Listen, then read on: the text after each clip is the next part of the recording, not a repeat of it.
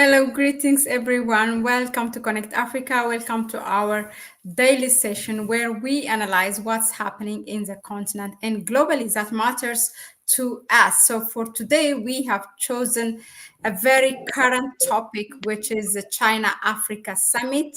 Right now, most of the African heads of states are in Beijing, which will start from the 4th of September up to 6th of September. For this, we have Kwame Gonza with us. I'm going to go ahead and drop the first question. So, why we have seen, I think it is the highest of, I read somewhere like that, the highest of in number having like the heads of states. So first of all, this China Africa Summit it happens every 3 years, and the place is like it changes between either in China or one of the African countries. So this time it is in China, in Beijing, and this President Xi Jinping, I think it's his second forum on China Africa Summit cooperation. That's what they call it. Having this, and himself have been in Africa around, I think, 5 times. So it's where actually the relation between China and Africa is very, it's more and more growing every aspect. I hear my echo. Yeah. So, having said that, Kwame, first of all, welcome. And can you give us a general overview of this forum in terms of, the relation between China, Africa? Is it growing in every aspect? Why is it different compared to the previous one? Just give us a general overview, and perhaps we go the detailed one later on. But I would like you to give us, if you can, like in terms of like mutual beneficial cooperations, strategic relations, like people to, is it growing in every aspect? Is there a shared value in this relation? Yeah, so back to you. Okay, thank you very much, Mahlet, and greetings to you, of course. So the China Africa Summit, which is Focac, is called the Forum on China Africa Cooperation. Of course, was proposed by the Chinese government, and I think it started around 2018 or 2019. I'm forgetting, but the last one happened in 2021, and this was started by Beijing, of course, in order to achieve its objectives when it comes to this cooperation. Beijing or China is a huge manufacturing, is the factory of the world as we know it today, from iPhones to whatever you can talk about, even electric vehicles right now. So they have started also to manufacture their own aircraft, and which aircraft, of course, are expected that they may find their way, first of all, in Africa before they go to Europe. And of course, in Asia, they may find themselves in Asia and Africa before they are accepted in Europe. So China, having been or being a manufacturing behemoth or giant, it needs the resources. It imports a lot of oil, of course, from a lot of African countries, including the Middle East. It imports a lot from the Middle East. Actually, it's the leading importer of oil right now from Saudi Arabia, even though before it was the United States. So you can see that it needs a lot of resources, and therefore it needs Africa when it comes to feeding these, industrial machine, which it has built up over, since independence, since 1949, when it got its independence and was able to unify. It was unified under Mao, and then later on, Deng Xiaoping, of course, would come and do the reforms after the death of President Mao in the later part of the 1970s. Now, that relationship of course, can only be described as fair. Is not the best. Okay, is not the best.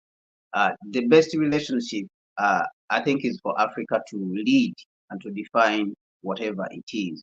But we find that Africa has entered in these relationships, of course, from a weak point, a divided point, and you find that small countries with a GDP of 5 billion are going to China to try to negotiate with China of $18 billion, of course, which is ironic. So we normally enter this relationship as Africa on one side individually, and China comes with all its power. But of course, China has, by all means, depending on its interests, tried to make this relationship as fair as possible compared to the West. Now, if you will notice, I'm saying fair because I don't think that we are getting the best. All right, we are getting the best deal.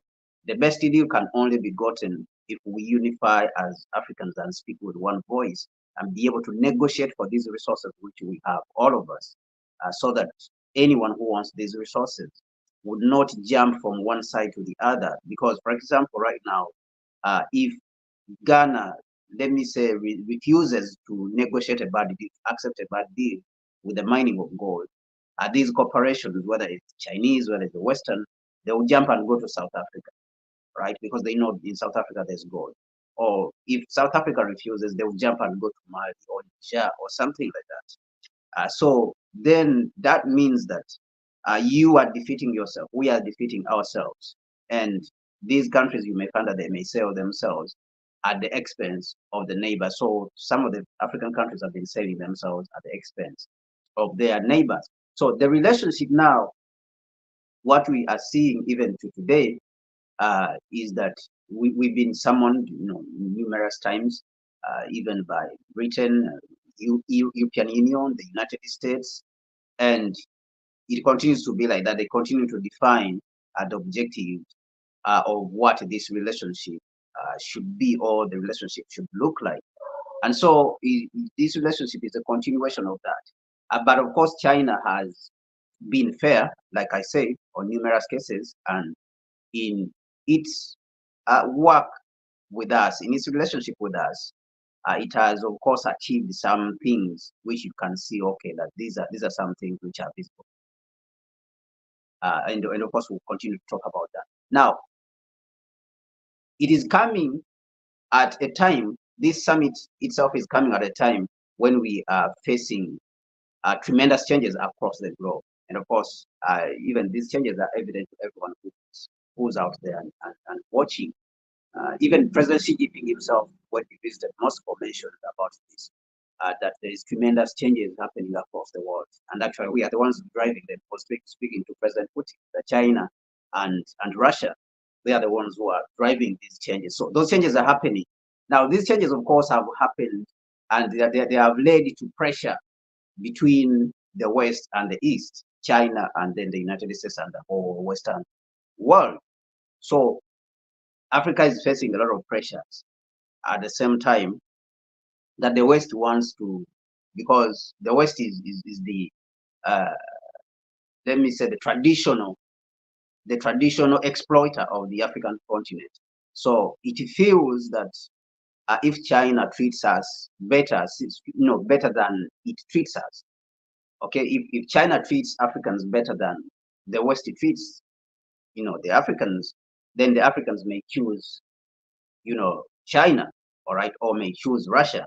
And of course, we have seen this, for the past 20 years, where the West had become paranoid, and it started, demonizing. We have seen the campaigns by Western diplomats all across the African continent, demonizing China, saying China is burdening Africa with huge debts, even though the figures show a different thing. The figures show that China just has about 13% of Africa's debt. So there's no debt. It's just that its debt has been more productive on the African continent compared to the West. So the summit is coming amidst these kind of challenges. And of course, there has been also a reduction in Chinese help to the African continent when it comes to Chinese money, which flows into the continent. But still, you can see that there is reasonable projects that have been carried out on the African continent with the Chinese, and of course with our friends in the West. We don't see any projects that they are carrying out on the continent, apart from making a lot of noise. So there is that feeling right now that is there, that we are having this pressure. The African heads of state may go there to have some of these discussions, of course, with their Chinese counterparts about the pressures they are currently facing from the United States. And some of them may want to balance this relationship with the West, of course, with this particular attendance of the summit. So the summit is just building on the previous summits that have happened, and to reflect on what China had promised in the past. Some of the things have been fulfilled, some of them have not been fulfilled. Like in 2021, they promised to help Africa build up its health sector, and they built for us the Africa CDC, Africa Center for Disease Control, which is based in Ethiopia, where of course the African Union is currently, and which African Union also was built by the Chinese. So there is certain things which they have achieved on one hand, and there is certain things which they have not, fulfilled. And of course, someone may say because of the slowing down of their economy also. So we are entering this summit, which is starting tomorrow. It's supposed to be from the 3rd, I think, to the 5th. From the 3rd to the, is this 3rd to the 5th? Yeah. So from the 3rd to the 5th. It's from the 4th to the 6th. Yes, yeah, from the 4th to the 5th. So from the 4th to the 5th. So we are entering it, in a period when there's a lot of changes in the world. There's a lot of paranoia in the West, and demonizing, of course, this relationship, and patronizing, overbearing by the West on the African continent to try to show that they are the ones who control the African continent, and therefore the African people belong to them, or they are some sort of their property, or slaves or something. So there's a lot of pressures as we speak.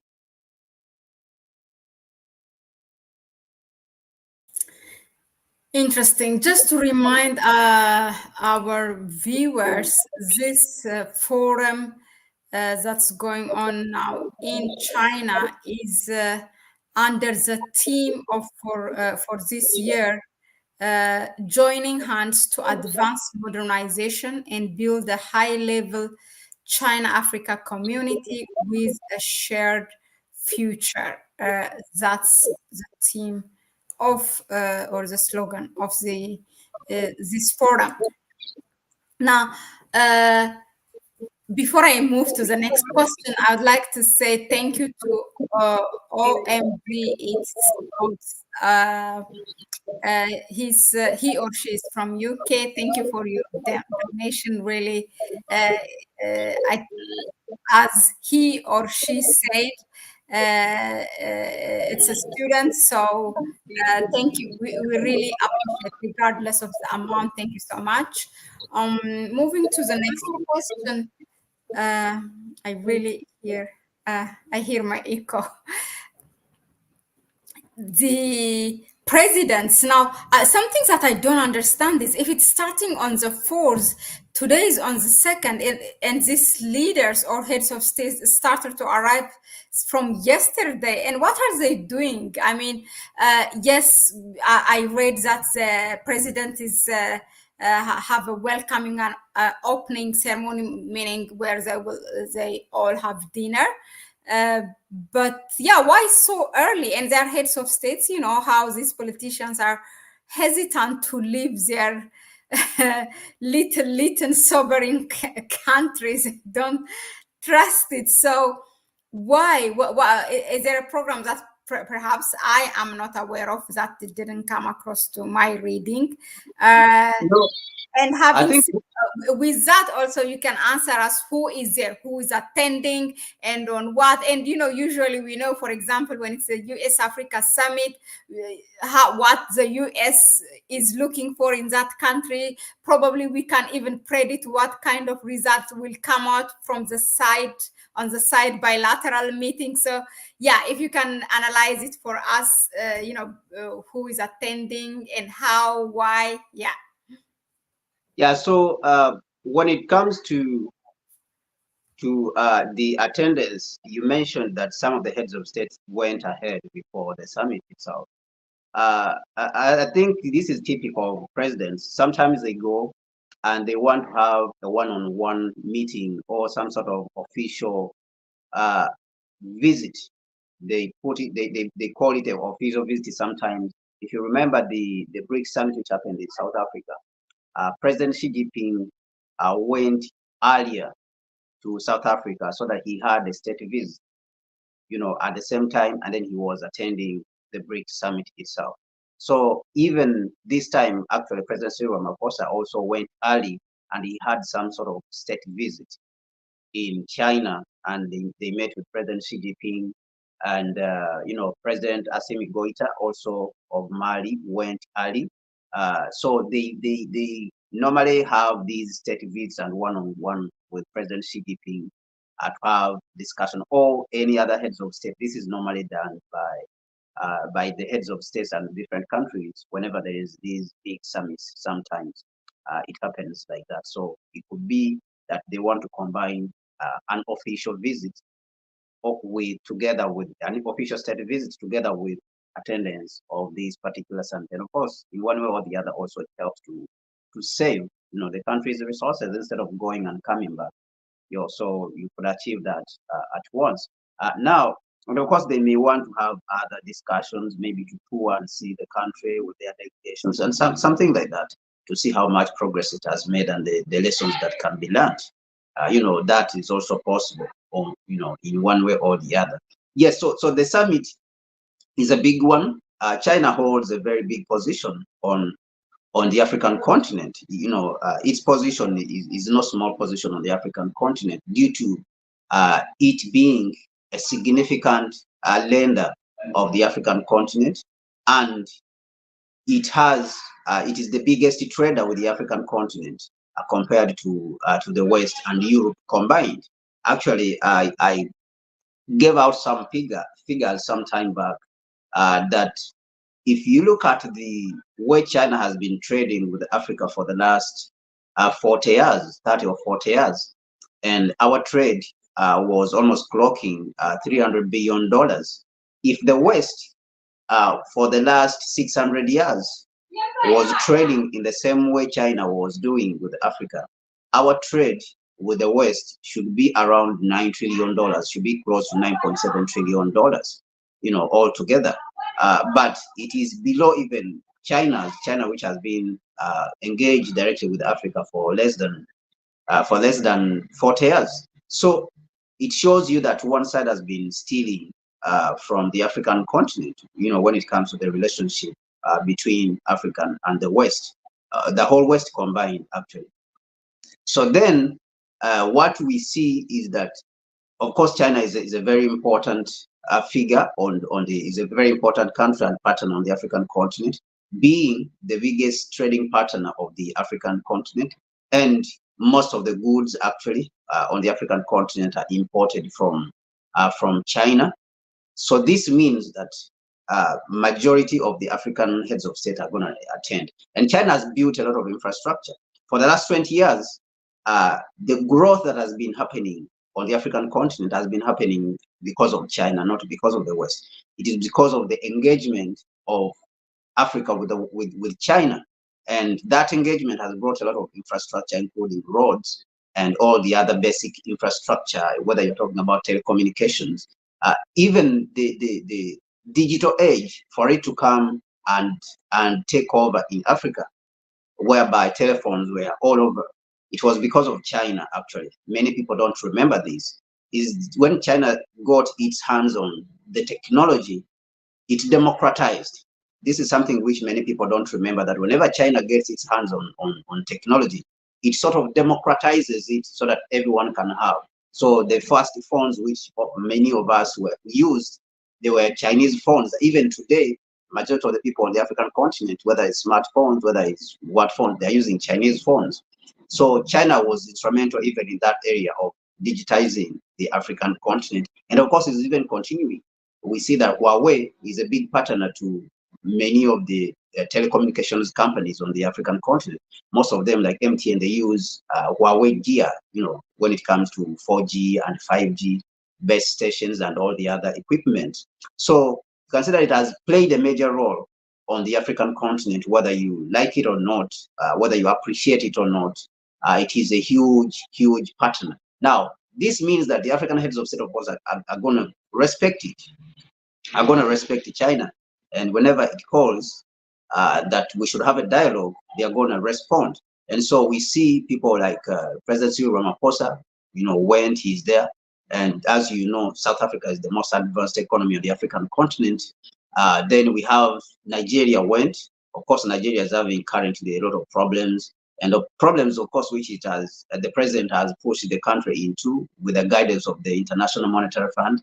Maybe he may seek some relief because China has built some, electric trains in Nigeria with standard gauge. I think it's the Lagos light rail system. I think that is how they call it. Blue rail, they call it blue rail, Lagos light blue rail system or something like that. So China is invested in there. So President Tinubu is there, and we know that Nigeria, before the devaluation of the currency, has been the biggest economy on the African continent.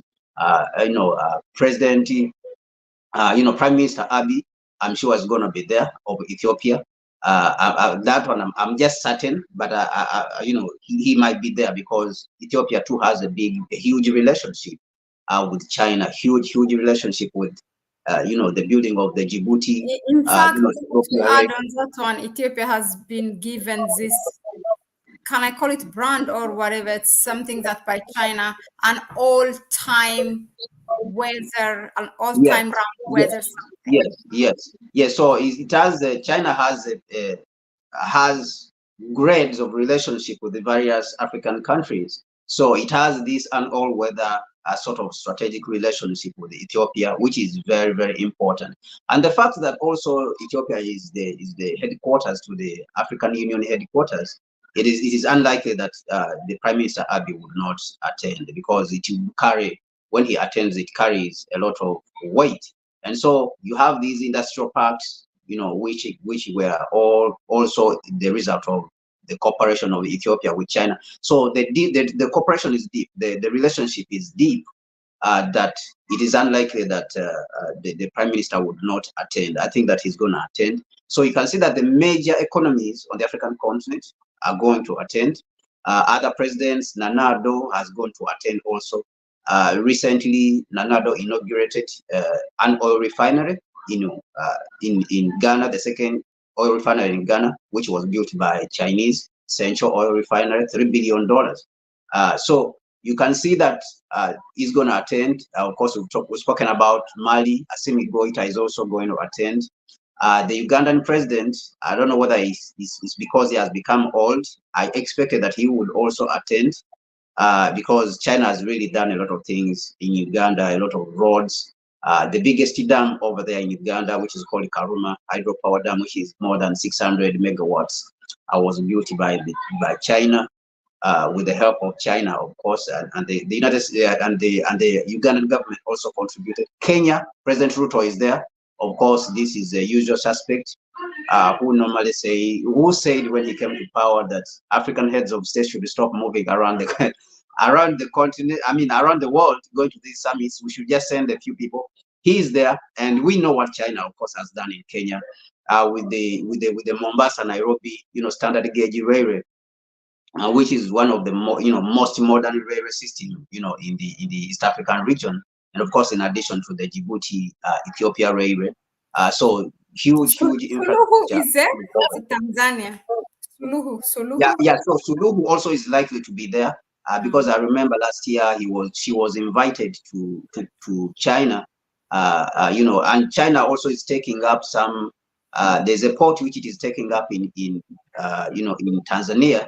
It's going to develop a port. I don't have the name clearly, but I saw some article where China is trying to develop a port in Tanzania. So President Suluhu is likely to be there also. So you can see that most of those presidents are going to be there. Susu Nguesso is going to be there. From Congo is actually going to be a co-chair with President Xi Jinping of this particular summit. So most of the heads of states are going to be present. So we could expect that maybe from somewhere 25 to 30 heads of state are going to be present to this particular summit. And of course, that is a good number. Yeah, exactly. That's why I think I read it's in terms of heads of states and diplomats that it's bringing, it's the highest from so far of the forum on China-Africa cooperation. Now, I want to add, before I move to the next question, I really want to ask you what's your view that, when this heads of states comes, not everyone is getting along. For example, take Ethiopia. We have the tension with Egypt, which LCC is attending, and Somalia. I saw Somalia's President Sheikh Hassan is there. And there's also Eritrea president. That's very important because you don't see President Isaias Afwerki traveling. So he did attend the Russia Africa Summit. Now he's attending the. Yeah, I saw him attending. Yeah, the Eritrean president. and I saw not him. really that. It's not like before the relation. So these kind of things I'm just going to throw this question. Do leaders care when you have another one in the room in which you are not getting along, or there's some tension? It doesn't matter, or based on this heads of states council, or perhaps delegate to someone else? So they don't care, and that should worry us, of course. That should worry us, the fact that the heads of states can go over there and sit in one room, under the influence of an external power. The fact that they can go and sit in one room and listen to an external power, giving them, lectures, let me say lectures, all right, or proposing its position and its interests, on the African continent. The fact that they have left here, they have not spoken about, they have not ironed out their differences, it should give us sleepless nights as Africans, because then that means that if they go over there and sit in that room and they listen to President Xi Jinping, whatever he is saying about the African continent, that is going to do about the African continent, it's not, when they come back, it's not going to be, implemented or achieved, because they are not going to ask for accountability. They don't have the humility to sit down together and dialogue and say, these people, they promised us this. China promised us this. Let us go and demand it together. So when they come back home, then these differences which they have will continue to be magnified. So that should worry us as Africans. And it's a big problem. It's a huge problem that we have to find medicine for. And so that means that the solving of conflicts within the African continent, or the differences, has to be intensified when we are at home, when we are on the continent here.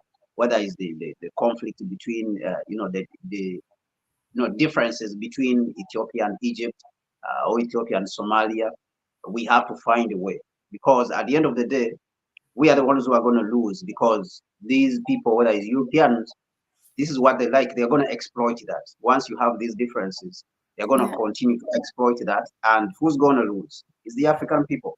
The Egyptians are not going to gain from this. And the Ethiopians are not going to gain from this. They're going to lose. And who's going to benefit? Is the West, or is the Chinese who are going to benefit, or is the Turkish, or the Europeans? Because once they see that you are not serious, you have not even come. So these conflicts, these differences, actually in themselves, the quarrels, they make you come without a unified agenda. So that means you're not going to benefit much for the people. So you have come with huge differences in this room, You don't have something which is unifying you, but rather you have something which is dividing you and keeping you apart. And this is a huge problem that we have to really be worried of, because it's going to affect, at the end of the day, it's going to affect the people, the African people on the ground. Uh, True. Uh, for example, yeah, somebody said here, is it child of God? Who was it? No, lion rules the jungle. For example, Assimi Goita, Colonel Assimi Goita, is now representing the AES, as we don't see Burkina Faso and Niger. Burkina Faso, I think Ibrahim Traore was supposed to go, but I read that there is a security issue because there is the terrorists again have attacked. Maybe that has made him, to change it. But anyway, Assimi Goita will represent AES, which is really good. This is what we want. If these heads of states of the 54 countries have been represented by few of them. Another one, maybe it's because it might be related. OMG, it's all said. When I went to China, I got jealous of the country's infrastructure, but I also got inspired by the fact that people can build and lift themselves from poverty. I hope our leaders are uh, inspired. There was somebody who asked a very important question. Yeah, Yoruba land. What happens when these organized nations like US, China, etc., no longer need one of our minerals as a primary input to their industries? It's a question. What do we do then economically? Now, whether you can choose to reflect it later on or now, but I'm going to go ahead and ask you, what do we expect from this Beijing Focac Forum on China-Africa cooperation and compared to the previous one? Yeah, and if you can highlight some of important or significant projects that China is building in the continent. Thank you, Mahlet. Just to answer the person who asked, what happens then when the West doesn't need our minerals anymore? Of course, we don't have even to wait for that moment. That moment in itself, of course, may never arrive. But what you should know is that at the needing of our minerals, the continued, reliance and needing of our minerals is going to continue to bring suffering on the African continent. And so we should not even wait for them not to stop needing. They stop needing our minerals, you just know that they will have taken over the whole continent. Maybe we will have become extinct, as the people will have become extinct, like what you see happened with the Native Americans. So the time the Europeans stopped needing the Native Americans, they had gone extinct and they have wiped them off the island. So that day is not going to arrive, but then we should not wait for it. As a people, this generation should not wait for that day to arrive. The African heads of state, of course, continue to move in the opposite direction of where they're supposed to go, and we have to check them. If we don't check them, the whole race, of course, will go extinct, and that is a scary, of course, proposition, but it is true because it has happened to other races across the world, like the Native Americans and the Australians, the Native Australians, the Native New Zealand people, all these people, they were, you know, genocide was carried out on them and they went extinct. They are no more there. So it's a scary, thought. It's something scary to think about.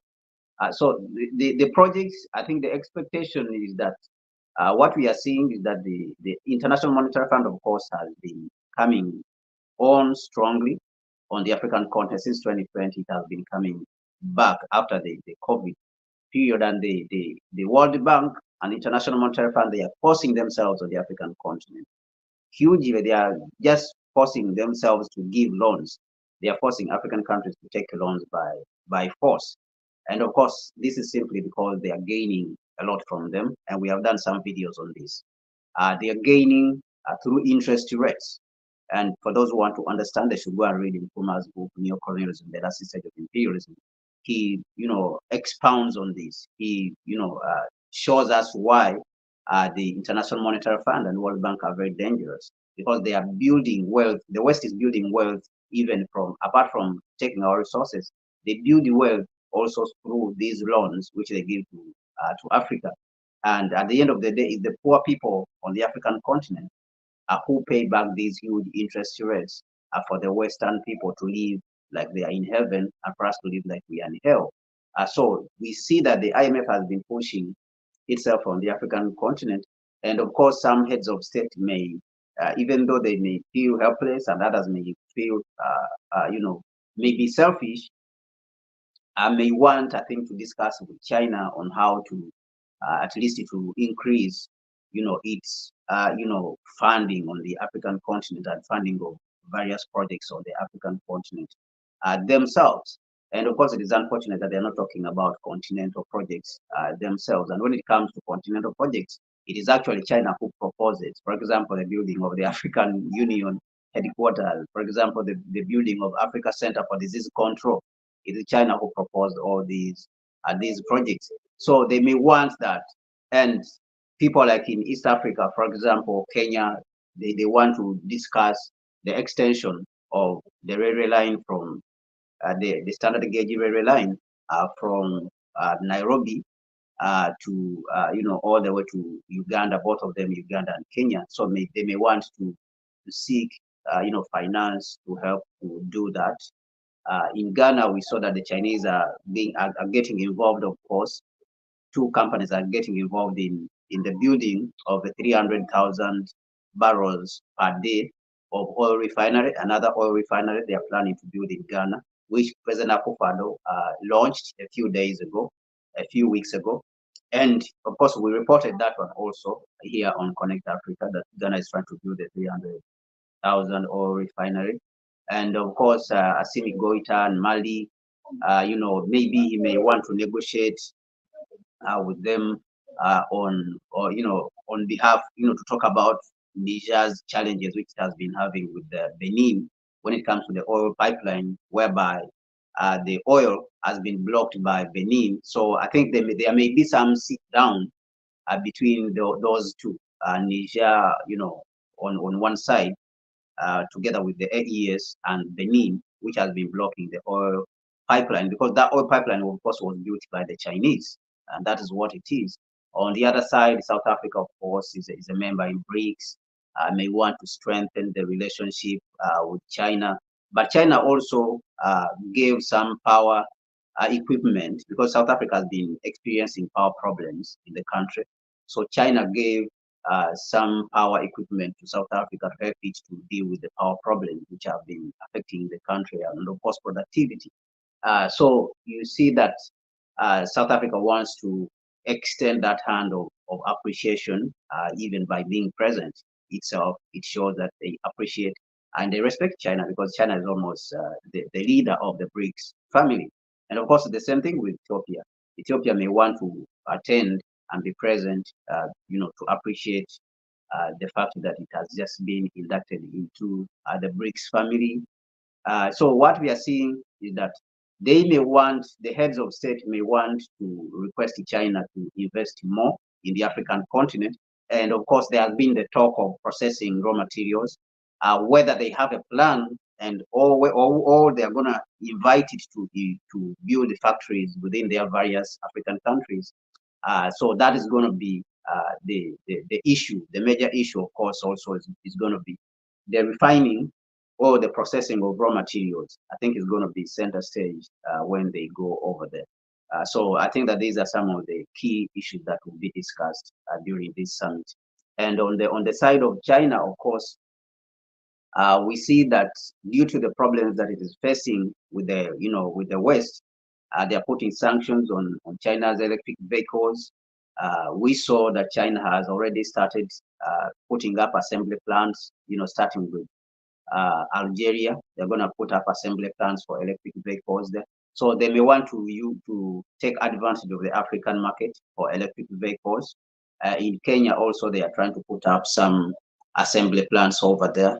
In Kenya, South Africa already they have assembly plants for even in internal combustion engines. They already have them. So they may seek to increase that. And on the other side, also you can talk about solar panels. You know, they may want to convince African countries to invest in renewable energy, and China may want to finance some of the renewable energy projects for solar panels. And that is simply because it's facing problems with the West. And China has been, of course, moving to, you know, expanding its cooperation with the global South, majorly even the South Asian countries, you know, the countries in Asia, of course, apart from India, where they have some small differences, you know, due to the conflict which they have over their border.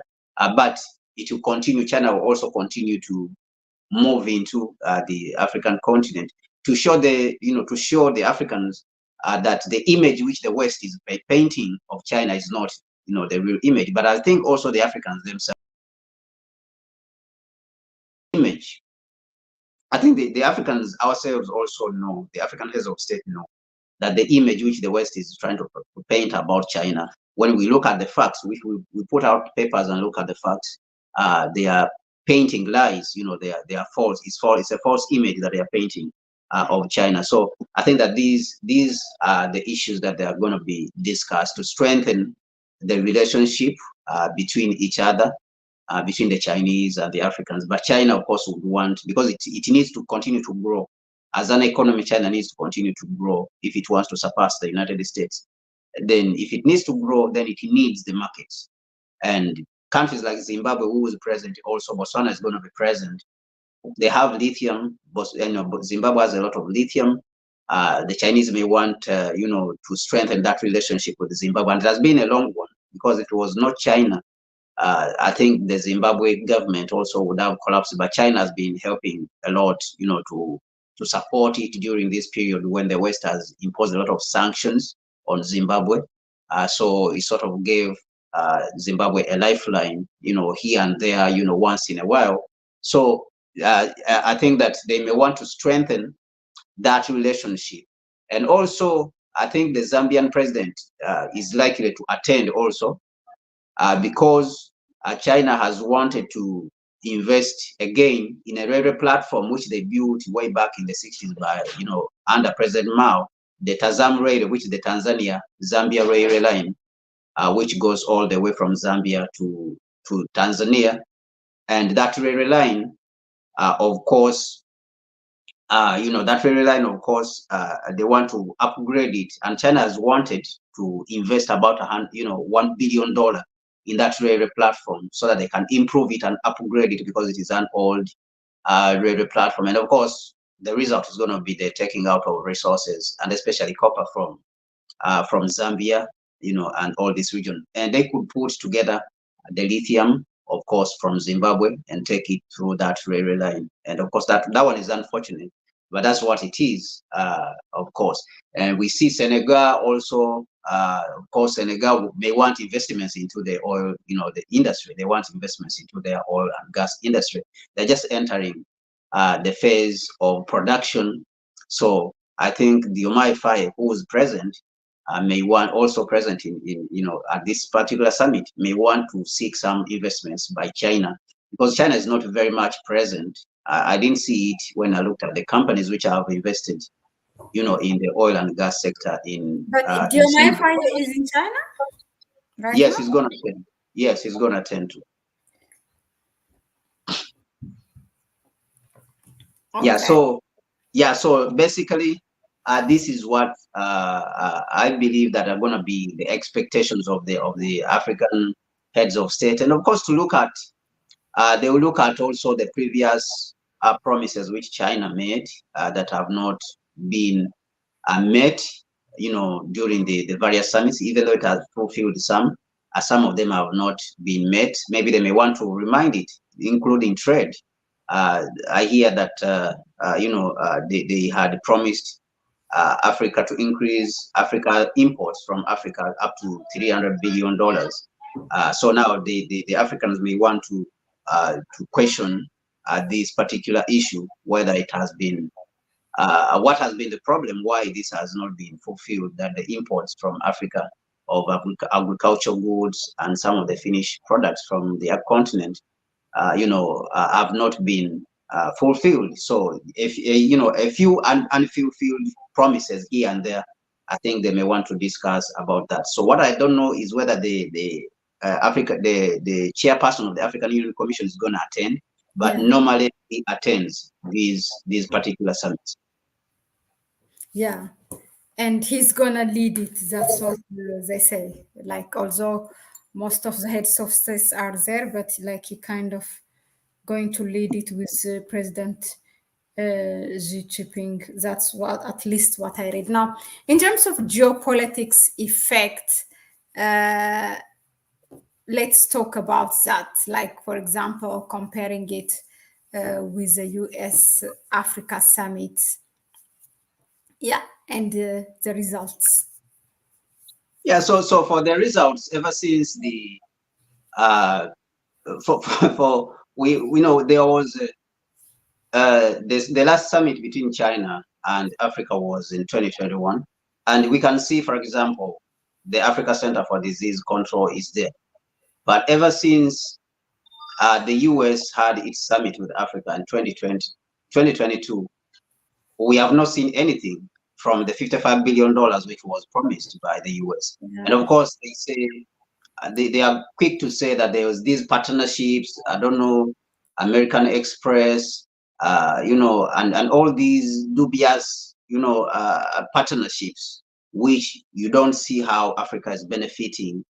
It is very difficult to see where we are benefiting from the relationship between the African continent and the United States. It's very difficult.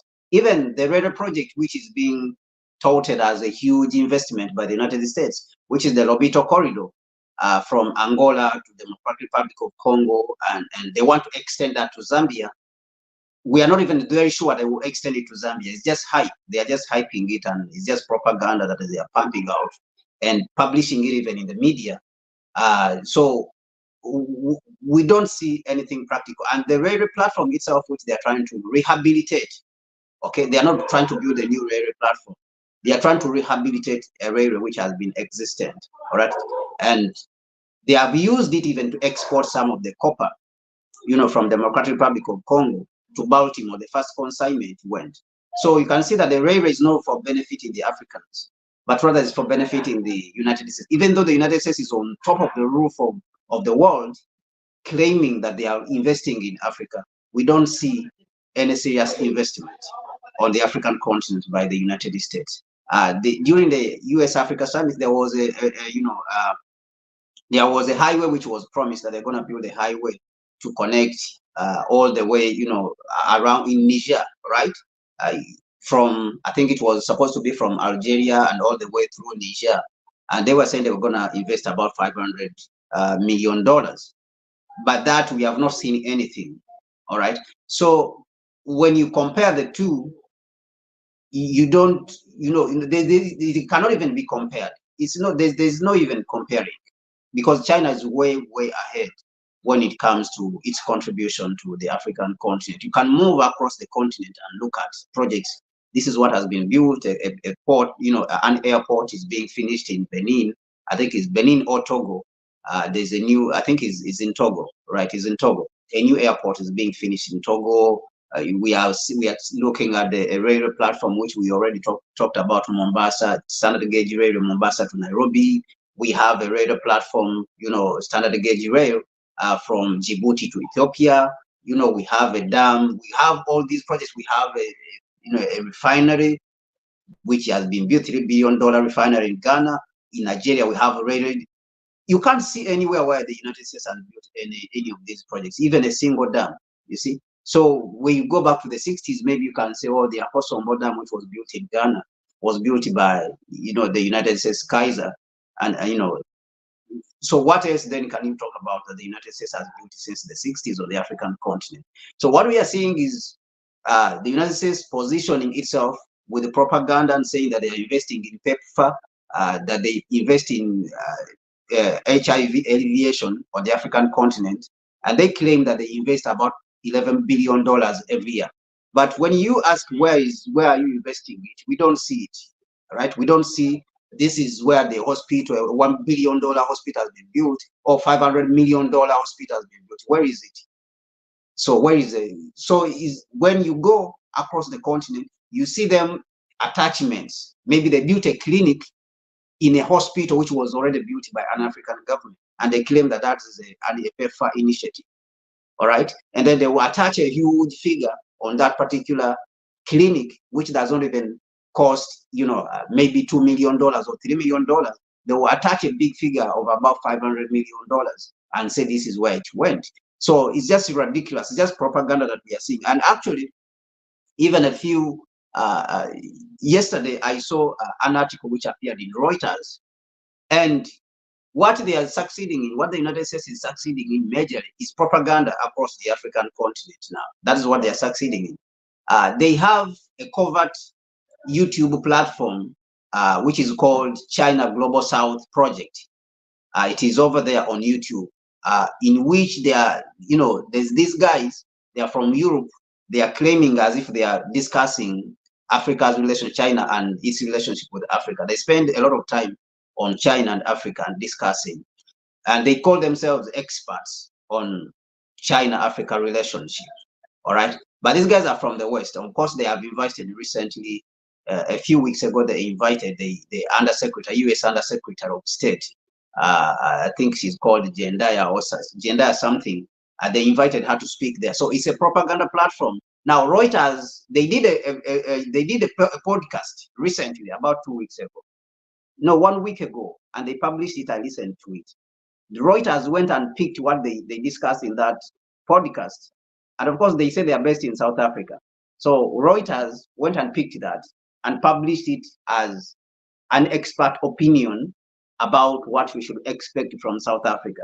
I mean, what we should expect from the China-Africa Summit. All right. And then another neo-colonial platform in East Africa, called the Nation Media, is actually operating in Uganda. It is a nation media, but it's neo-colonial outlet.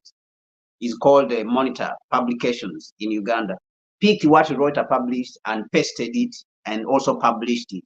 So you can see that what they are doing is just propaganda instead of investing in working and building the relationship with the African continent. And that's where, of course, I fear for them.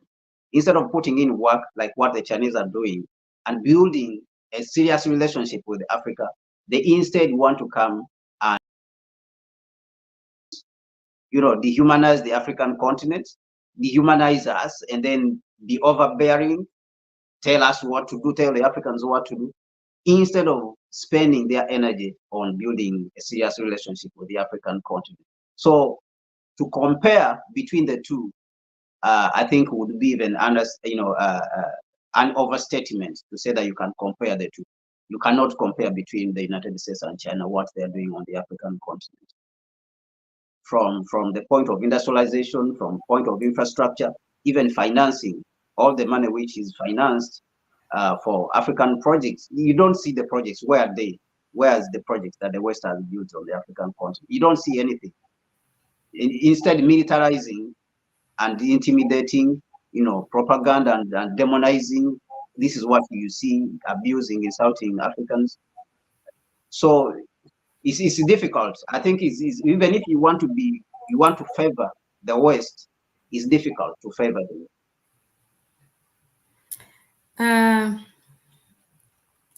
Let me see. I thought there's a related question. Seeing this commented, United States spends their money on NGOs, okay, regime change and social engineering.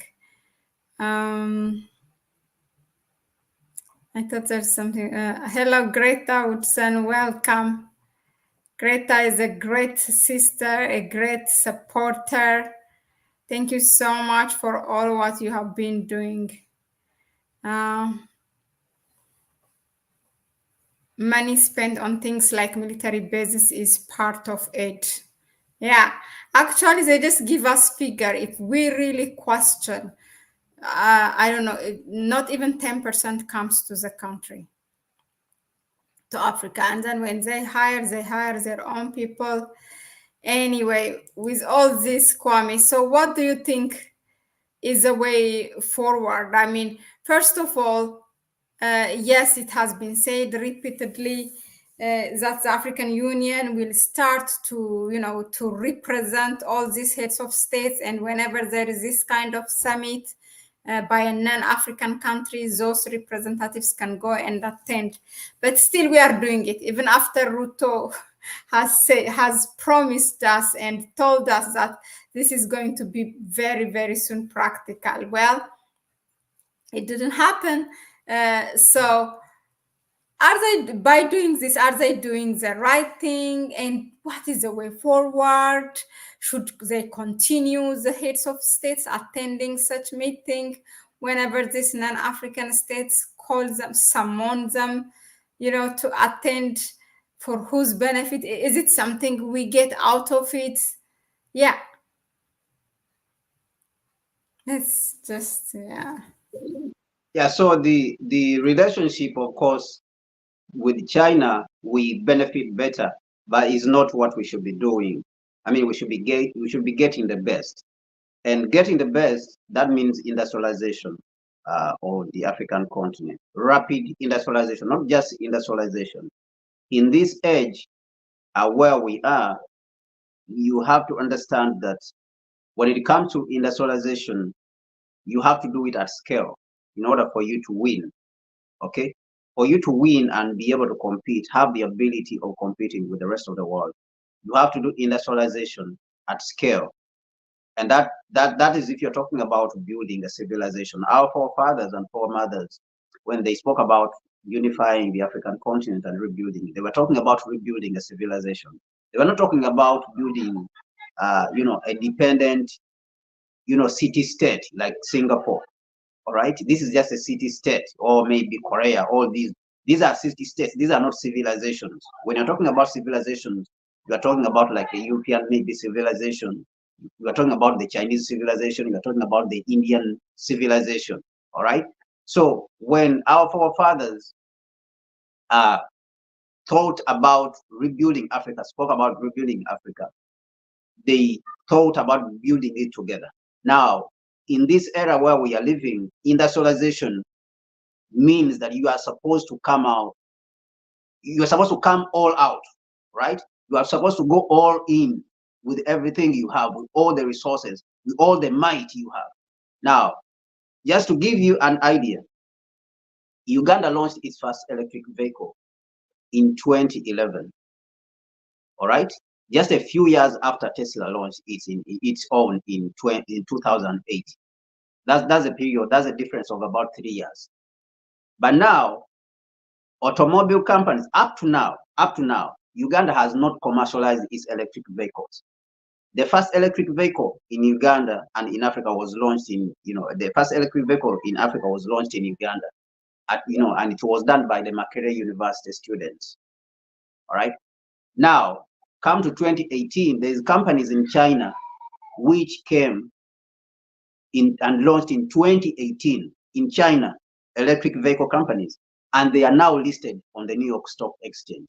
So where is Uganda's electric vehicles? So this is what I mean by manufacturing to scale. China is manufacturing, and in this era, you have to use all the power of the African continent if you're talking about manufacturing. So why am I saying this? I'm saying this because if we want to compete, which we must, if we want to compete, which we must as Africans, we have to use all the power of the African continent, all the leverage, and that is the market. Because if you want to succeed anywhere, you have to first succeed at home. Now, Uganda could not even succeed at home. It doesn't have the resources to build an electric vehicle company, and yet they launched before many American companies they ever launched an electric vehicle in the United States. This Ford, General Motors, before they launched an electric vehicle, Uganda had launched its own, but it has not been able to commercialize because it's a small country. It doesn't have the capacity, even though this company is being sponsored by the state. They don't have. Uganda is just a country of $50 billion. All or $55 billion economy. Now, can you compete with Tesla, a company, just one company, a corporation, which has a net worth of more than $600 billion? Can you do that? You can't.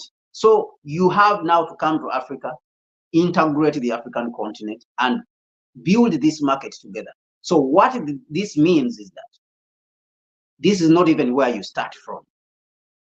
You are supposed to start from the point of building integrated infrastructure on the African continent to open up the market. The Africa Continental Free Trade Area is a good step, but it is not enough. We are building a house from the rooftop with the Africa Continental Free Trade Area.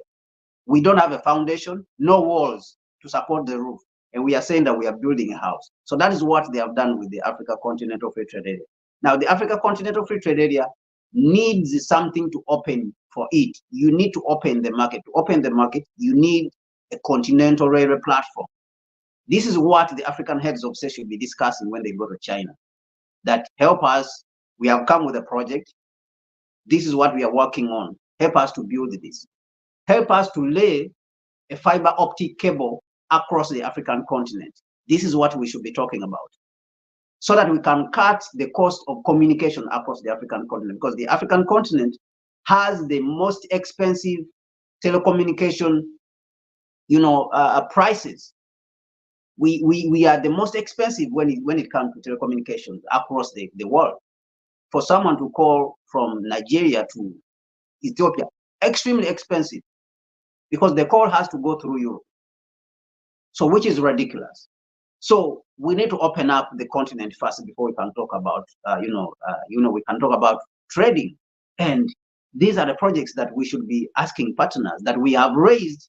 We should come with our money and say, we have raised our money, $100 billion. China, can you come and help us so that we can see how we can build this infrastructure together? Help us to lay a fiber optic cable across the African continent, so that we can commercialize or reduce the cost of communication on our continent. Help us. China's gone to space. Help us to send a satellite to space so that we can supply our own internet instead of depending on the West. Because our cables now, you remember, this very year, internet was, interrupted all across the East African coast and even in the West African coast. Why? The cables, they don't belong to the Africans. The cables, the fiber optic cables, they belong to the West. So anytime they want, they can cut us off. So these are the things which they should be discussing, going in these particular summits. Help us to send something to space. Help us to mechanize. Let us build a tractor plant on the African continent so that we can manufacture tractors. We want to mechanize our agriculture. We want to build maybe solar pumps on the African continent. Help us. Come as a continent and speak like this. This is the language that needs to be spoken. But of course, unfortunately, the African heads of state are not going to do that. They are not doing this, and they're not going to do that. That means that the responsibility now lies on us, the next generation, to find a way of achieving these objectives, these continental objectives, and integrating them in the interest of the continent and the future. Because it looks like the people who are there, they don't see the need for doing this. So then the responsibility is on the next generation of African leaders, and the young ones of this generation have to take that responsibility right now. And definitely we have to come together so that we can achieve this, and we can do it. We can do it. Our ancestors passed through a lot of things, and they achieved whatever they achieved for us. So for us, there's no need to despair and say we cannot achieve it. We can, we can stand through all these challenges, build manufacturing facilities here, and open up the continent. That is the only way the Africa Continental Free Trade Area would make meaning and industrialize the continent, manufacture steel and all these, manufacture the electric batteries. So it is the only way. And I think that we have to do it. We have to do it. Thank you very much, Kwame, for that. So let's go to the chat section. What do we have? Greetings. Hello, Patricia. Welcome. Patricia is our supporter. Thank you, Patricia, Sister Patricia, in fact. Carlos Mbazira said it's, excuse me, it's a marathon. Sorry. It's a marathon, and Africa is competing with runners who have already looped the circuit 3 times, whilst we have barely looped one circuit. We cannot compete based on the current rules. No, we can. So we can compete. Let me tell you, China was way behind when it arrived on the scene and is competing against the West. So, but how did China catch up? And now is they see it as a major challenge, a threat. They say that China is the greatest threat, which they have right now, the whole West. So we can compete. And the reason we can compete is that we see the mistakes that have been done by the West. We see the mistakes that have been done by China. Okay. And what don't we have? We have everything. Today we are consuming the same knowledge. The Western person, you can stand there. A lot of our people, especially who are in the diaspora, they sit in the same classes and they beat these white people all the time in classes. So there's nothing, we are consuming the same information. And that is the beauty of this. This is the beauty of it. You can stand and challenge them and say, this is rubbish that we are bringing over here. We will not accept it. And so if we are consuming the same knowledge, this even should give us much more confidence, to do what we have to do in rebuilding the African continent. So there's no such thing that they are ahead of us. This position in which we are, actually, it makes it even much more favorable for us to be ahead, to build and be ahead of them. Because we have a whole history of mistakes that have been done and the right things that have been done. That means we can correct it quickly and build something with less, mistakes compared to what they have done in all of history, slavery and all this, because we are not going to enslave anyone for us to build our civilization. So that's number one mistake, which they did. We are not going to do that. We are not going to colonize anyone and go and exploit anyone's resources. So these are the mistakes that we can correct on behalf of ourselves, but also on behalf of humanity. Because if you are going to start enslaving Europeans and bring them to work for you in Africa, it's going to be difficult for them. All right. So we correct all the mistakes which they did. And we have to, because if we don't correct them, then we are going to give them a chance to come and oppress us again and again, continuously, almost perpetually. Okay, so Yorul Balan said during 60s, 70s, and 80s, the popular image of Chinese and Japanese who visited and studied in the West was of bespectacled groups with cameras. We now know this was huge information gathering exercise. Okay. So Mahlet, what in 1986, one of the hedge funds, the guy who has the biggest hedge fund in the United States is called Red Dalio. His hedge fund is more than 160 billion dollars, and he himself is worth around 21 billion dollars, right? He said that he went to China in 1986 and went to the calculators, right, to China. And the Chinese thought that this was a magical machine, just a simple calculator, right? Because they had never seen it. So they thought that this was wonderful, was a wonderful machine, a powerful machine, a simple calculator. But now, can you imagine now that China is out competing them and is producing some of the latest technologies that the United States now cannot compete with China's technologies? Instead, it decided to ban them so that the United States citizens cannot have access to these technologies. So they will increase the tariffs on the technologies, in the vehicles. So now China has much more technology. Yet, 1986, they were even amused by a simple calculator. Now, can you say that if I bring a calculator to you as an African, you will be amused today? You will not be amused.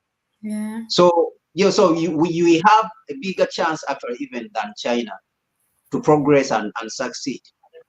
So what we have to do is now to fight for the leadership, and everyone has to be involved. All Africans have to be involved. All Africans who are able and can contribute anything, even if it's just making noise, They have to be involved in this process because we have to take the leadership from the current neo-colonial system. We have to overthrow the current neo-colonial system. If we don't overthrow it, forget about it. Then that's how we will not be able to succeed. But we can do it. If slavery was overthrown by Africans who did not even have anything, no communication, no nothing. If colonialism was overthrown by students, the Nkrumahs who were just students, the Malcolm X's, Martin Luther King when he entered and succeeded in the U.S. 1964, the signing of Civil Rights Bill, Martin Luther King was around, I think, 29 years, right? He entered and started, was very young. So these were students. The remembers, they were just students who entered the struggle 29 years. Yeah. So they didn't have anything. They didn't have transport. They didn't have the communication which we have today. And they defeated the system which was militarized and, all over military brutality and all that exploitation. They controlled everything. So it's just this generation has to get up. We have to get up. And we have to be serious about what is happening. And we have to point out that this is the enemy. And the African heads of state who are participating in this, they are enemies of the African people. This has to be clearly pointed out so that they themselves can know that the people know that we are enemies. And when we come all out that we are going to liberate the continent. So this has to be very clear, in our minds as Africans. Thank you. Thank you very much, Kwame, for that. So with that, we have just ended our session for today, which was assessing the forum on the China-Africa cooperation that is taking place in Beijing as we speak. Patricia Cox, everything is in our favor. Resources we have, we have knowledge. We also pose this. What needs to be done is get out of office. That I think to kick the current leaders. That's what she means. I agree. I agree with her. I agree with her. Totally agree with her.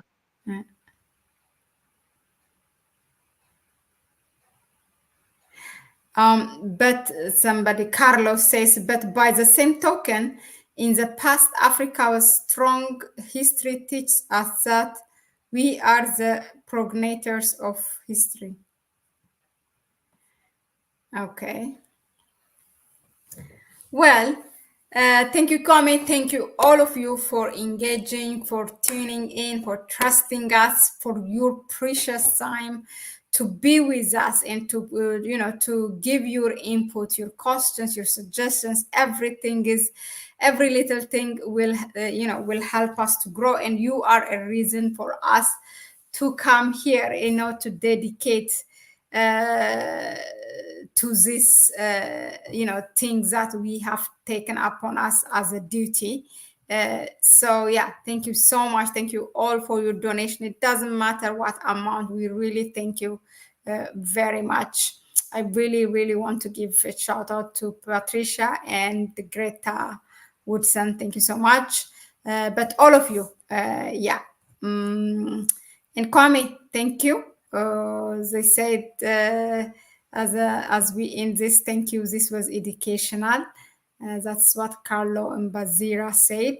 So until we meet again, which is tomorrow, we have also started to broadcast news briefly in about like 10 minutes, what's happening, things that are not like a clickbait that you don't get in other platforms, but we bring we bring everything here and we give it African perspective. So this is to say, share those videos. Now we try to come at least from Central European time, starting from the midday, like every 2 or 3 hours. So share those videos, and that will be a great support for us.